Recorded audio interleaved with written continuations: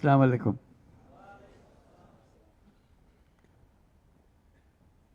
তোমাদের দেখছি আর ভাবছি কি একটা স্বপ্ন আমাদের সবার সামনে, তোমাদের সামনে, জাতির সামনে তোমরা নিয়ে এসছো। প্রথম শুরুতেই আমরা যারা শহীদ হয়েছে তাদের কথা স্মরণ করি। যারা শহীদ হয়েছে তারা চলে গেছে, এবং তোমাদের দিকে তাকাচ্ছিলাম, ভাবছিলাম তোমরাও শহীদ হয়ে যেতে পারতে। এটা শুধু ভাগ্যের খেলা, তুমি এদিকে রয়ে গেছো, সেই দিকে চলে গেছে। আজকে তারা আমাদের সঙ্গে বসতে পারত,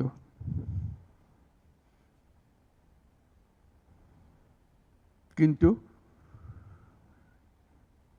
সেই সুযোগ তাকে দেওয়া হয়নি, তাদেরকে দেওয়া হয়নি। আমরা এপারের আর ওপারের মানুষ হয়ে গেছে শুধু ঘটনাচক্রে।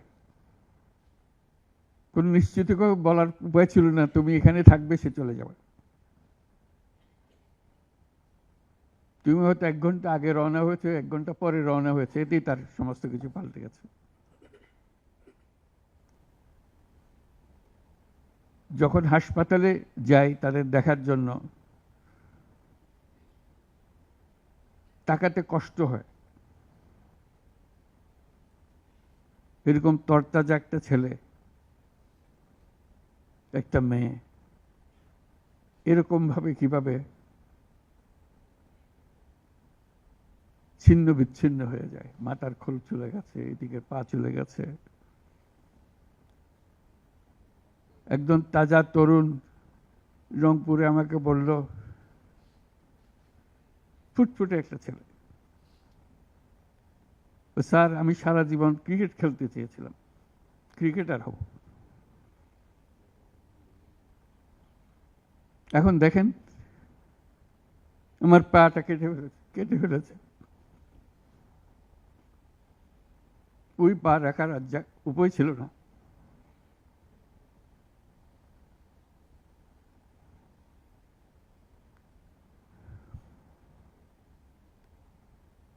সে আমাকে জিজ্ঞেস করে, স্যার আমি ক্রিকেট খেলবো কি করে?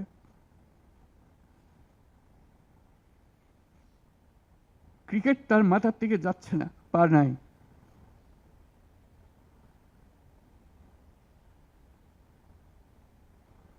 যতবার দেখি ততবার মনের সামনে প্রশ্ন জাগে। এটাই আমরা বাংলাদেশ বানিয়েছিলাম, যেহেতুগুলো তাজা প্রাণ তাদেরকে ছেড়ে চলে যেতে হয়েছে।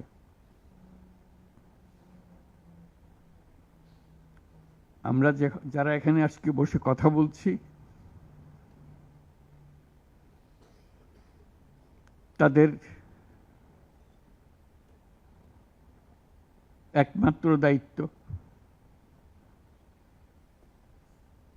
তাদের যে ত্যাগ,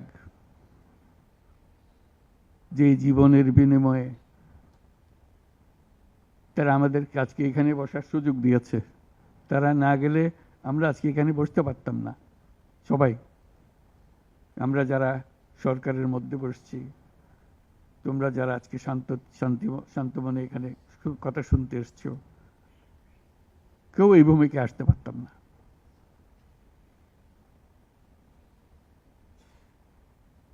কালকে একটা হাসপাতালে গেলাম, আবার সেই দৃশ্য। কচি কচি প্রাণ, মাথার খুলি উড়ে গেছে, মাথার অর্ধেক নাই। গুলি মাথার ভেতরে রয়ে গেছে।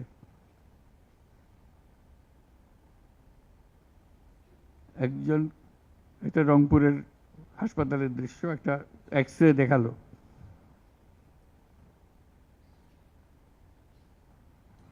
মানে দাগ, অসংখ্য ছোট ছোট ছোট ফুট ফুট ফুট ফুটে ফুটে করা ছবি।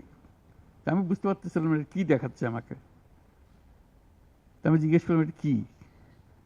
যেগুলো গুলি তার শরীরে এখনো রয়ে গেছে, সে বেঁচে আছে, রাবার ব্লাড।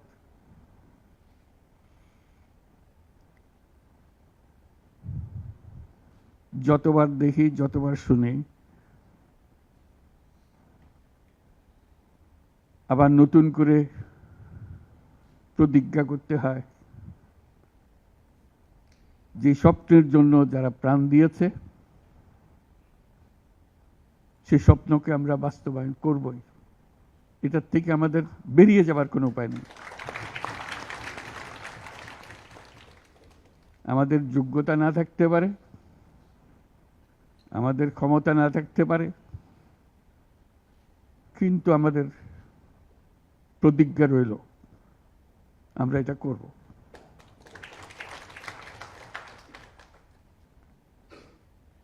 আমি খালি দেখি এই যে ছবিগুলো, আমি তাদের সাক্ষাতে ছবি বলতে যে দৃশ্য দেখলাম, এটা তো সবাই দেখছে না। যারা হাসপাতালে আসছে তারা দেখছে, প্রতিদিনের ঘটনা, একবারের ছবি না। তো মানুষকে এটা তো জানাতে হবে, বোঝাতে হবে যে কি এর পেছনে কি ছিল। মানুষ এমনিতেই তোমাদের পেছনে অত্যন্ত উৎসাহ সহকারে যোগ দিয়েছে। এটা কোনো তাকে কেউ স্লোগান দিয়ে, কেউ হাত বুলিয়ে বলেছে এই কথা না, কারণ তার মনের সঙ্গে তোমার মনের একেবারে সোজাসুজি মিলে গেছে। দেশের মানুষ যা চায় সে কথাটা তোমরা স্পষ্টভাবে বলেছ, তোমরা প্রাণ দিয়ে বলেছ। তোমাদের যে সম্বল ছিল সেটা একমাত্র সম্বল ছিল তোমাদের সাহস, তোমাদের শরীর। এইটাই তো একমাত্র জিনিস আমরা দিয়ে দিতে পারি। কিন্তু আমরা যে লক্ষ্যে পৌঁছতে চাই সে লক্ষ্যে আমরা পৌঁছবো, এটাই ছিল তোমাদের প্রতিজ্ঞা। সেজন্যই ওরা তোমাদের কাবু করতে পারে না। এই সাহস যেন তোমাদের স্থায়ী থাকে, এটা কোনো কালে কোনো কারণে যেন এটার থেকে কমতি না হয়। এর আগামীতে যাত্রা দুরূহ, এটা সহজ কাজ না। এই যে বারে বারে আমরা বলছি, তোমরা বলছো এত বছরের জঞ্জাল, যে আমাদের পায়ে এত বছরের শৃঙ্খলা পুড়িয়ে দেওয়া হয়েছে, শৃঙ্খল পুড়িয়ে দেওয়া হয়েছে। সেই মাথার ভেতরে যে শৃঙ্খল বেঁধে দিয়েছে, কাজের মধ্যে যে শৃঙ্খল বেঁধে দিয়েছে, সেগুলো সব কটা থেকে আমাদের মুক্ত হতে হবে। তাহলে আমরা একটা নতুন জাতি হিসেবে জন্ম লাভ করব। তোমরা এই সাহস দেখাবার আগে আমরা একটা দুঃস্বপ্নের মধ্যে ছিলাম, যেটার কোনো সমাপ্তি নেই। এই দুঃস্বপ্ন কঠোরতর হয়েছে। আমরা একে একে সব হারিয়ে ফেলেছি, দেখতেছি সব যাচ্ছে, কিন্তু টুক করে শব্দ করার সাহস আমাদের হচ্ছিল না। সবাই মেনে নিচ্ছিল যে যেভাবে হোক কোন রকমের সামাল দিয়ে চলা, যতটুকু না হলে নয় সেটুকু করে দেওয়া, তবু জীবনটা কাটিয়ে দেওয়া। এটাকে উল্টে দেওয়ার কথা কেউ চিন্তা করে নাই। এটাই ছিল আমাদের দুঃস্বপ্ন। আমাদের হাত পা ছিল অবশ। এই দীর্ঘ 16 বছরের দুঃস্বপ্নের মাঝখান দিয়ে হঠাৎ করে তোমরা আওয়াজ তুললে, না আমরা জেগে উঠব, এই দুঃস্বপ্নের ভেতরে থাকবো না। যে সাহস তোমরা দেখালে, যে ত্যাগ তোমরা করলে, হঠাৎ জাতি দুঃস্বপ্ন থেকে জেগে গেল, দেখে দিয়ে আরে সব তো আমাদের হাতের বাইরে চলে গিয়েছিল, আমাদের চিন্তার বাইরে চলে গিয়েছিল, এখন আমরা আবার সোজা হয়ে দাঁড়াবো। এই দুঃস্বপ্ন ভেঙে দেওয়ার যে সাহস তোমরা দেখিয়েছ, তার জন্য সারা জাতি তোমাদের কাছে কৃতজ্ঞ। আমাদের চেষ্টা হলো সে জেগে ওঠা জাতিকে নতুন স্বপ্নের দিকে নিয়ে যাওয়া, যে স্বপ্ন তোমরা দেখিয়েছ। যখনই এই অফিসে আসি, তোমরাও ঢুকেছ, চেহারাটা দেখলেই মনে পড়ে তোমাদের একটা ছবি, কিলবিল করছে ছেলেরা এর ছাদে, এর ওখানে, প্রতি জায়গাতে দখল করছে এই অফিস। মনে পড়ে যে ওরাই তো এই অফিস আমাদের জন্য মুক্ত করে দিয়েছে, আমরা আজকে ঢুকতেছি, তোমরাও ঢুকলে আজকে এখানে। তবে এই অফিস আর সেই অফিস নয়, আমরা নতুন বাংলাদেশের অফিস এটা করেছি। নতুন বাংলাদেশ গড়ার জন্য আমরা এখানে এসেছি, সেটা যেন সবাই মিলে আমরা করতে পারি। দেয়ালের যে লেখাগুলো যখনই দেখি অবাক লাগে, এত কথা কিভাবে এদের মনে আসলো। এদের পেছনে তো কোনো কবি নাই, কোনো সাহিত্যিক নাই, কোনো পণ্ডিত নাই যে কথাগুলো জোগাড় করে করে দেবে, কিন্তু সারা শহর ছড়িয়ে আছে, অন্যান্য শহরেও আছে। প্রতিটি কথা অত্যন্ত মূল্যবান, ছোট্ট কথা, ছোট্ট ছবি, অত্যন্ত মূল্যবান। আমি প্রথম 2-1 দিন দেখার পরে বললো যে এইগুলো তো কদিন পরে হারিয়ে যাবে। তাড়াতাড়ি যারা পরিচিত আছে তাদের বললাম এগুলো সব ছবি তুলে রাখো, এগুলো হারিয়ে যাবে। ঢাকা শহরের যত দেওয়াল আছে সব দেওয়ালের ছবি তারা সংগ্রহ করে রেখেছে। একজন আকবরী একটা বই বানিয়ে ফেলেছে ধরে রাখার জন্য, এই মুহূর্ত যেটা হয়ে গেছে সেটার জন্য হারিয়ে না যায়। এই বই এখন প্রকাশিত হবে, যারা দেখে নাই, যারা দেখার সুযোগ পায় নাই, দূরে আছে, তাদেরকে যেন আমরা দেখাতে পারি আমাদের ছেলেরা কি করেছে, আমাদের মেয়েরা কি করেছে। তাদের তুলি কেনার পয়সা ছিল না, দোকানদারকে বলছে আমার একটা তুলি কিনে দেন, আমার একটু রং কিনে দেন। ওই তুলি দিয়ে, রং দিয়ে তারা এগুলো বানিয়েছে। সেই ছবিগুলো, সেই কার্টুনগুলো বই আকারে যাতে প্রকাশ করে। এবং আমি এখন আমাদের দূতাবাসগুলোকে বলছি, এটা তো আমরা দেখছি এখানে, তোমরা কি করছো, এই ছবিগুলোর অন্তত একটা প্রদর্শনী করো, দুনিয়ার লোকজনকে জানাও আমাদের ছেলে মেয়েরা কি করলো। প্রত্যেক দূতাবাসে যাতে করে আমাদের এই দেয়ালের ছবি, আমাদের এই ভিডিও, যারা যেসব যত আন্দোলনের যে ছবিগুলো, ভিডিওগুলো দেখানোর জন্য। শুধু বাংলাদেশের মানুষ উতলা হয়ে গেছে নতুন বাংলাদেশ করার জন্য, তাই না? আমাদের যত বাংলাদেশি সারা দুনিয়া জুড়ে আছে, তোমরা একটু আগে বলেছো তাদের কথা, তারা সবাই বলছে যে আমরা আসতে চাই, আমরা এই নতুন স্বপ্ন বাস্তবায়নে শরিক হতে চাই। কাজে তারা, তোমরা যে ঢেউ উঠিয়েছ শুধু এখানকার মনে না, সারা দুনিয়ার বাংলাদেশিদের মনে এই ঢেউ উঠিয়েছ, তারাও যোগ দিতে চায়। যারা বাংলাদেশি নয়, অন্যান্য দেশের তরুণরা, তারা বলছে আমরাও দেখতে চাই, কারণ আমাদের দেশেও এরকম দরকার। কাজে এটা কোনো সীমাবদ্ধ নয় যে বাংলাদেশের মনের মধ্যে তোমরা একটা প্রচণ্ড ঢেউ জাগিয়ে দিয়েছ, প্রচণ্ড স্বপ্ন জাগিয়ে দিয়েছ, তোমরা সারা পৃথিবীর তরুণকে জাগিয়ে দিয়েছ।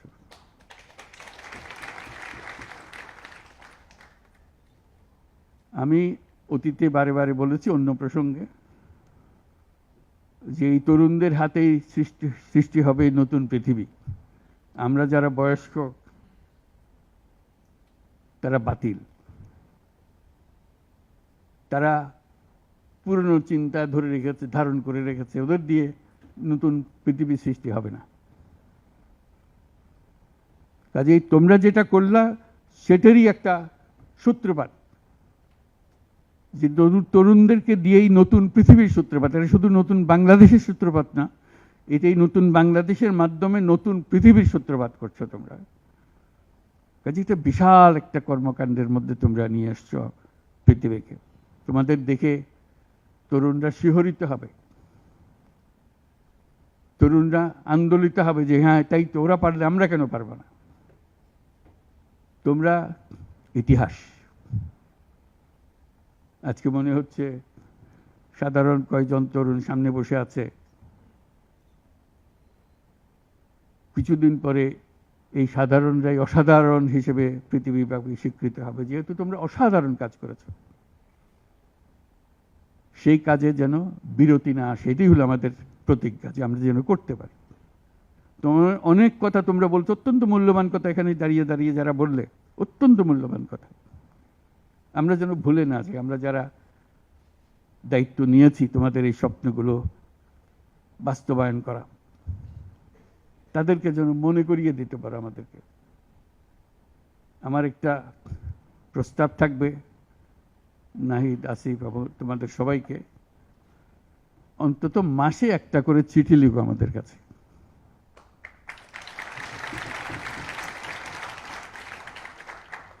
শুধু স্মরণ করিয়ে দেওয়ার জন্য এটা বাকি রয়ে গেল, এটা ঠিক হলো না। কারণ আমরা হয়তো অনেক সময় মাথার থেকে ছুটে যাবে, যেহেতু তোমরা যেভাবে দেখে এসছো আমরা সেভাবে দেখতে জানি না। সেই জানানটা দেওয়ার জন্য আমাদেরকে গুঁতো দিতে হবে, স্মরণ করিয়ে দিতে হবে, যাতে করে আমরা এটার থেকে বিচ্যুত হয়ে যেতে না পারি। এটা তোমাদের দায়িত্ব, কারণ যে পথে রওনা করে দিয়েছ সেটার রূপরেখা তোমাদের কাছে পরিষ্কার। আমরা হয়তো কিছুটা বুঝেছি, কিছুটা অন্যভাবে বুঝেছি, এরকম যেন না হয়। তোমাদের ঠিকভাবে যে স্বপ্ন তোমরা দেখেছ, সেই স্বপ্নটা যেন আমরা আমাদের সাধ্যমতো রূপ দিতে পারি। বহু লোক বসে আছে যারা এই দুঃস্বপ্ন থেকে আমরা জেগে ওঠার কারণে তারা দিশেহারা হয়ে গেছে। একদিন চুপচাপ শুয়ে শুয়ে দুঃস্বপ্নের মধ্যে এরা ছিল, দুঃস্বপ্ন দেখছিল, আমরা শান্ত আনন্দ সহকারে লুটপাট করে যাচ্ছিলাম, হঠাৎ করে গোলমাল হয়ে গেল। তারা কি চুপচাপ বসে থাকবে? মোটেই না। খুব চেষ্টা করবে আবার তোমাদেরকে দুঃস্বপ্নের মধ্যে যাতে ঢুকিয়ে দেওয়া যায়, তারা শান্তমতে আবার শান্তিতে আবার তাদের রাজত্ব চালাতে পারে। তারা চেষ্টার ত্রুটি করবে না। কাজে যে কাজ শুরু করেছো, এই কাজ সমাপ্ত না হওয়া পর্যন্ত এর থেকে বেরিয়ে যেও না, তাহলে সব নষ্ট। বাংলাদেশ এই যে বললো, আমি বলছিলাম 16 বছর, বললো 53 বছর। বাংলাদেশের জন্ম থেকে আজ পর্যন্ত এই সুযোগ আর আসে নাই, যে সুযোগ তোমরা আমাদের হাতে তুলে দেবে। এই সুযোগ যেন হাতছাড়া না হয়।